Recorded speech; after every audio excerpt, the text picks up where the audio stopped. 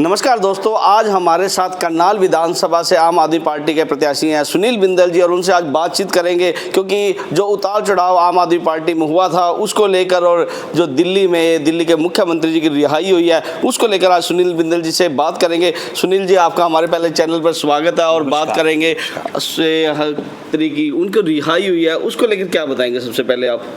उसके विषय में सबसे पहले तो मैं ये कहूँगा, सत्य परेशान तो हो सकता है लेकिन पराजित नहीं। सत्य में जयते। जो अरविंद केजरीवाल जी पर जो केस बनाया हुआ था वो झूठा था, मनगढ़ंत था और राजनीति से प्रेरित था।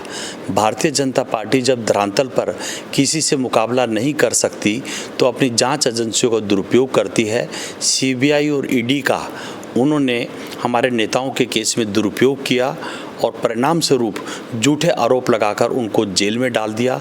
आखिर सत्य की जीत हुई, उनको जमानत मिली, उन पर कोई आरोप साबित नहीं हुआ और एक बार फिर हमारी अदालत ने बता दिया कि सत्य परेशान तो हो सकता है लेकिन पराजित कभी नहीं। तो क्या आम आदमी पार्टी सीधा इल्ज़ाम लगा रही है भाजपा पार्टी पे कि उनकी वजह से गिरफ्तारी हुई है, कोई उन पर कोई उन्होंने काम नहीं किया गैर कानूनी, ऐसा कोई?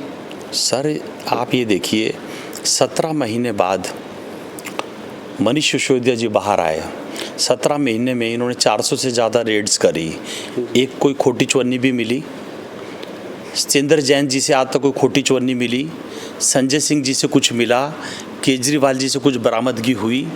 खुद देश के प्रधानमंत्री नरेंद्र मोदी जी ने एक इंटरव्यू में कहा कि केजरीवाल जी बहुत स्मार्ट हैं, हमारे पास कोई सबूत नहीं है। तो मैं आपके माध्यम से पूछना चाहता हूं, जब देश के प्रधानमंत्री कह रहे हैं कि केजरीवाल जी के खिलाफ हमारे पास सबूत नहीं है तो उनको इतने दिन जेल में क्यों रखा? आपको नहीं लगता कि ये 3 करोड़ दिल्ली के लोगों का अपमान है? 3 करोड़ लोगों ने दिल्ली के मुख्यमंत्री को चुना है। 3 करोड़ लोगों के मैंडेट का अपमान है।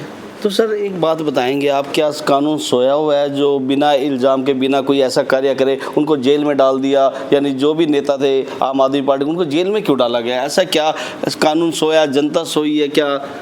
देखिए, मुझे कुछ ऐसा लगता है कहीं ना कहीं न्याय प्रणाली पर भी सवाल उठता है।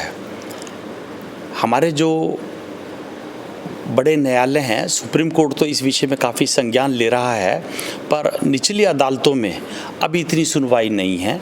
मुझे लगता है कि वहाँ पर भारतीय जनता पार्टी का अभी भी कुछ ना कुछ प्रभाव है। तो क्या अब मुख्यमंत्री जो दिल्ली के रिहा हुए हैं उसका यहाँ हरियाणा में कुछ असर दिखेगा और जनता कुछ सामने आएगी, आम आदमी पार्टी की बढ़त बनेगी कुछ वोटों की? देखिए, मेरा ये कहना है, केजरीवाल जी अगले हफ्ते आपको हरियाणा में चुनाव प्रचार में मिलेंगे। करनाल में भी आएंगे जी? 100% करनाल में भी आएंगे और हरियाणा के चुनाव में बहुत जल्दी सक्रिय होने वाले हैं। तो दिल्ली के मुख्यमंत्री सुनील जी का कहना है कि जल्द ही हरियाणा के करनाल में पहुंचेंगे और बड़ी एक आम आदमी पार्टी कहेंगे सुनील बिंदल जी के प्रचार में निकलेंगे, यही कहना चाहेंगे आप? आपका प्रचार आम आदमी पार्टी के चुनाव के प्रचार में निकलेंगे। ओनली सुनील बिंदल नहीं, आम आदमी पार्टी का चुनाव करेंगे। सुनील बिंदल तो आम आदमी पार्टी का एक छोटा सा कार्यकर्ता है, सिपाही है। ठीक है, मैं करनाल विधानसभा से प्रत्याशी हूँ। हरियाणा में 90 हमारे प्रत्याशी हैं, तो सभी के लिए वो प्रचार करेंगे। आपकी लड़ाई तो बड़े धुरंधरों के साथ है। भाजपा पार्टी के कहेंगे जगमोहन आनंद जी, सुमित्रा सिंह है जो कांग्रेस की, उन लोगों से आपकी टक्कर है, क्या उनसे आप मुकाबला कर पाएंगे? सर, हमारे तो कोई दूर दूर तक मुकाबले में कोई है ही नहीं। जगमोहन जी से तो हम कोई मुकाबला मानते ही नहीं। लोग भारतीय जनता पार्टी के 10 साल के कुशासन से त्रस्त हैं। हमारा भारतीय जनता पार्टी से कैसा मुकाबला? भारतीय जनता पार्टी तो 2019 में भी सत्ता में नहीं थी, वो तो 2019 से जेजेपी की बैसाखियों में है। अब रही कांग्रेस की बात, ये वही सुमित्रा सिंह जी हैं जिन्होंने चुनाव नहीं लड़ा और एक बार वो असम चली गई। तो हमारा तो कोई मुकाबला नहीं दिखाई देता। आम आदमी पार्टी एक विचारधारा है। आम आदमी पार्टी केवल एक पॉलिटिकल पार्टी नहीं है, ये सोशो पॉलिटिकल पार्टी है। हम लोग जनहित के मुद्दों पर काम करते हैं। जो हमारे मुद्दे हैं वो किसी भी पार्टी के पास नहीं है, बल्कि भारतीय जनता पार्टी और कांग्रेस पार्टी हमारे मुद्दों की नकल कर रही है। जैसे हम लोग कह रहे हैं कि हम लोग 300 यूनिट बिजली फ्री देंगे, आज ये भी हमारे पीछे पीछे कहने लगे। तो इतने साल पहले क्यों नहीं दी इन्होंने? तो उन्होंने तो बस का किराया भी जो 1 लाख का जिसका कम है वो भी स्कीम चालू की है। मैं क्या कह रहा, तो पहले क्यों नहीं याद आई उनको ये बातें? यानी चुनावी दंगल को देख के उन्होंने चुनावी मुद्दा बना के, यानी जी मैं यही कह रहा हूँ कि ये अभी चुनाव के समय ये क्यों जागते हैं? इससे पहले क्या ये लोग सोए हुए थे? हम लोग 200 यूनिट बिजली दिल्ली में पिछले 14 साल से दे रहे हैं। पंजाब में हम लोग 300 यूनिट बिजली प्रति माह फ्री दे रहे हैं। 90% लोगों के घरों का बिजली का बिल नहीं आता। 20 से ज़्यादा टोल टैक्स माफ़ कर दिए हैं। 45,000 हमने 2.5 साल में नौकरियां दी हैं। 15,000 कच्चे कर्मचारियों को पक्का किया है। 3 लाख लोगों को निजी क्षेत्र में हमने नौकरियां दी हैं। 800 से ज़्यादा मोहल्ला क्लिनिक काम कर रहे हैं। तो हमने तो ये काम इलेक्शन से के बाद किए हैं ना। तो सर हरियाणा में भी यही होगा? नेचुरली हमारा तो एक ही मॉडल है। दिल्ली और पंजाब का हमारा कार्य करने का एक ही मॉडल है। हमारी जो मोडस ऑपरेंडी है वो बिल्कुल 100% सेम है। आप हरियाणा में देखो, आप पिछले 10 साल में भारतीय जनता पार्टी ने क्या दिया? भ्रष्टाचार, बेरोजगारी, महिला उत्पीड़न, लचर शिक्षा, लचर चिकित्सा और लचर कानून व्यवस्था। आप देखो, आप भारतीय जनता पार्टी ने क्या किया? भारतीय जनता पार्टी के राज में पिछले 10 साल में हरियाणा का कर्ज 60,000 करोड़ से 4 लाख करोड़ हो गया। भारतीय जनता पार्टी ने कौन सा विकास किया? इनके पास कौन सा मुद्दा है? इनके पास तो हिंदू मुस्लिम के अलावा कोई मुद्दा ही नहीं। हिंदुस्तान पाकिस्तान, ये तो राम के नाम पर वोट मांगते हैं। इस बार तो भगवान राम ने भी इनको सजा दे दी। ये अयोध्या ये हार गए, चित्रकूट ये हार गए, बद्रीनाथ ये हार गए। इनके तो मुंह में राम, बगल में छुरी। ये राम की बात तो करते हैं, राम राज्य की बात नहीं करते। तो सर भाजपा पार्टी यानी कुछ आपके आम आदमी पार्टी के सामने कुछ नहीं है फिर? आप देखिए, मैं क्या कह रहा हूँ कि भारतीय जनता पार्टी की रेपुटेशन बिल्कुल जीरो हो चुकी है। ये वो पार्टी, चलो आपको मैं एक एग्जांपल और देता हूँ। ये गाय के नाम पर वोट मांगते हैं। ये कहते हैं गाय हमारी माता है, और जो गाय का बीफ एक्सपोर्ट करते हैं इलेक्ट्रोल बॉन्ड के जरिए 8 करोड़ रुपए उनसे भी चंदा ले लिया। जो अपनी माता के मांस पर 8 करोड़ रुपए चंदा ले सकते हैं, वो देश के लोगों की क्या रक्षा करेंगे? इसमें भ्रष्टाचार का बोलबाला है। हरियाणा में बेरोजगारी सबसे ज़्यादा है, महिला उत्पीड़न सबसे ज़्यादा है, लचर कानून व्यवस्था है। मर्जर के नाम पर 4,000 से ज़्यादा इन्होंने स्कूल बंद कर दिए। कौन सा वायदा पूरा किया? मुझे बताओ, 2014 में मोदी जी ने कहा कि 2 करोड़ युवाओं को रोजगार दूंगा। क्या रोजगार मिला? क्या उन्होंने कहा कि किसानों की आय दुगनी करेंगे? क्या किसानों की आय दुगनी हुई? 750 से ज़्यादा किसानों ने अपनी शहादत दे दी।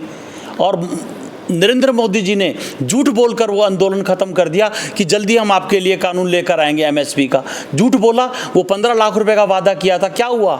100 स्मार्ट सिटी बने क्या? वो जो गांव गोद लिए थे उसका क्या हुआ? डॉलर की कीमत कम हुई क्या? महंगाई कम हुई क्या? बताओ, भारतीय जनता पार्टी ने कौन सा वायदा पूरा किया? भारतीय जनता पार्टी भारतीय जुमलों का पिटारा। भारतीय जनता पार्टी के पास जुमलों के अलावा कुछ भी नहीं है, धरातल पर कुछ भी नहीं है। भारतीय जनता पार्टी ने देश के जितने भ्रष्टाचारी हैं अपनी पार्टी में ले लिए, जितने बलात्कारी हैं अपनी पार्टी में ले लिए। सर आप इल्जाम तो लगा रहे हैं, पर जनता क्यों नहीं जाग रही? जनता क्यों नहीं जाग रही? जनता क्यों नहीं? जनता तो जाग रही है। 400 से 240 पर आ तो गए, और 240 से 40 पे आने पे देर नहीं लगेगी। आपको यानी यकीन है जल्दी उनका धरातल और नीचे आ जाएगा? सर हरियाणा में ये डबल डिजिट में आने वाला नहीं है। ये मेरे से लिखवा लो, मैं अभी आपको लिख के दे सकता हूँ, साइन करके दे सकता हूँ। डबल डिजिट में नहीं आएंगे। तो आपके केंद्र में भी 240 से 40 पे आने में देर नहीं लगेगी। 400 से 240 पे आ गए ना। यही भारतीय जनता पार्टी जो कहती थी 400 पार 400 पार, बताओ 400 से 4 पे आ जाएंगे, कहने का मतलब है दोबारा ये उन्हीं 2 पे आ जाएगी। 4 भी नहीं, 2 पे आ जाएगी। 2 पे आएगी। तो एक बात पूछना चाहेंगे, आम आदमी पार्टी अगर सत्ता में आती है हरियाणा में, तो गृहिणियों के लिए क्या करें? महिलाओं के लिए कुछ ऐसी कोई जो मौजूदा पेंशन है, जो मौजूदा पेंशन है उसके अलावा 1,000 रुपये हम लोग सम्मान राशि देंगे। भारतीय जनता पार्टी द्वारा ये भ्रम फैलाया जा रहा है कि हम लोग पेंशन बंद कर देंगे। मैं आपके माध्यम से बताना चाहता हूँ, जो महिलाओं को, बुजुर्गों को जो पेंशन मिल रही है उसके अलावा 1,000 रुपये हम लोग सम्मान राशि देंगे। महिलाओं को फ्री यातायात की सुविधा देंगे, और ये सुविधाएं दिल्ली और पंजाब में ऑलरेडी हम लोग दे रहे हैं। यानी 300 यूनिट बिजली भी हम फ्री देंगे। सर एक बात पूछना चाहूँगा, दिल्ली से आएंगे, हरियाणा जाएंगे और पंजाब फ्री पहुँच जाएंगे? बिल्कुल बिल्कुल ऐसे ही होगा। यानी हर महिला को फ्री यातायात की सुविधा देंगे हम लोग। यानी महिला बैठेगी दिल्ली हरियाणा, फिर पंजाब से हरियाणा, फिर दिल्ली। सर 300 यूनिट बिजली भी फ्री देंगे, फ्री यातायात की सुविधा भी देंगे, महिलाओं को 1,000 रुपये सम्मान राशि देंगे, बच्चों के उज्जवल भविष्य के लिए अच्छे शिक्षा के मंदिर बनाएंगे। तो सिलेंडर की बात रहेगी सर, सिलेंडर कहाँ जाएगा? सिलेंडर के लिए कुछ नहीं करेंगे सर वो तो केंद्र सरकार का मुद्दा है। नहीं तो केंद्र का तो है, कुछ आवाज उठाएंगे सर ये तो अभी मोदी जी राजस्थान में आए थे और खट्टर साहब भी राजस्थान में गए थे, कह रहे थे कि हम लोग बोलने तो दो, एक सेकंड बोलने तो दो। उन्होंने कहा था जी हम 450 रुपए का सिलेंडर देंगे, क्या दिया? देश के प्रधानमंत्री को क्या ये बात शोभा देती है इलेक्शन में कि भाई यदि राजस्थान में हमारी सरकार आई तो हम 450 रुपए का सिलेंडर देंगे? क्या राजस्थान में 450 रुपए का सिलेंडर हुआ? मैं खट्टर साहब से पूछना चाहता हूँ, खट्टर साहब जिस समय यहाँ के मुख्यमंत्री थे राजस्थान में क्या क्या आए कि हम 450 रुपए का सिलेंडर देंगे? अरे हरियाणा में तो आपकी सरकार है, हरियाणा में दे दो ना आप 450 रुपए का सिलेंडर।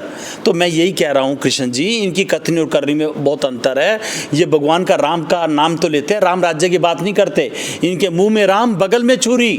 फिर आप करनाल की जनता आपको देख रही है, आपको यानी आम आदमी पार्टी को, क्या आम आदमी पार्टी आए और लोगों का विकास हो और जनता का जो विकास रुका है क्या वो बढ़ पाएगा? देखिए मैं आपके माध्यम से हरियाणा की जनता को अपील करना चाहता हूं, यदि आप भी भारतीय जनता पार्टी के 10 साल के कुशासन से छुटकारा पाना चाहते हैं, यदि आप भी बेरोजगारी से छुटकारा पाना चाहते हैं, यदि आप भी भ्रष्टाचार से छुटकारा पाना चाहते हैं, यदि आप चाहते हैं कि आपके बच्चों का भविष्य उज्जवल हो, यदि आप चाहते हैं कि आपको भी 300 यूनिट बिजली फ्री मिले, यदि आप भी चाहते हैं कि हर महिला को 1000 रुपये सम्मान राशि मिले, यदि आप भी चाहते हैं कि महिला उत्पीड़न बंद हो जाए और महिला सुरक्षा हो, हम आपसे एक वादा करते हैं, जो व्यक्ति महिलाओं की तरफ गलत नज़र से देखेगा हम उसको बख्शेंगे नहीं। एक सत्ता में जो बैठे हैं उनका डर भी है, क्या सुनने में आया है अगर केजरीवाल जी हरियाणा में आते हैं तो आम आदमी पार्टी की कहते हैं ऊपर आ जाएगी ज़्यादा ही। निश्चित रूप से सर केजरीवाल जी तो नरेंद्र मोदी जी से ऊपर के इस समय ब्रांड हैं। देखिए नरेंद्र मोदी जी की तो छवि बिल्कुल एकदम इस समय 0 पर है और केजरीवाल जी की जो छवि है बिल्कुल टॉप पर है। केजरीवाल जी ने जब भी जो कहा वो करके दिखाया। आज भारतीय जनता पार्टी को यदि किसी से डर लगता है तो वो केजरीवाल जी से डर लगता है। इसीलिए उन्होंने केजरीवाल जी पर झूठे आरोप लगाकर उनको जेल में डाला है, जबकि केजरीवाल जी पर कोई आरोप सिद्ध नहीं हुआ। सीबीआई और ईडी का दुरुपयोग किया।